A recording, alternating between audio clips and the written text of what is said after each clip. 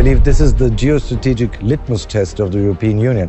If we cannot export stability and prosperity to our neighborhood, then we should stop talking about the Middle East and Northern Africa and other places. So I believe this is the main task we have.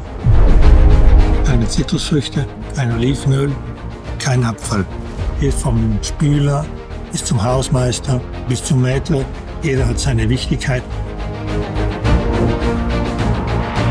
From craft to code, print is becoming a data process, and AI is definitely moving out of the browser to real floors, to the print shop. And we think that the next decade or the next 20 years belong to industrial intelligence.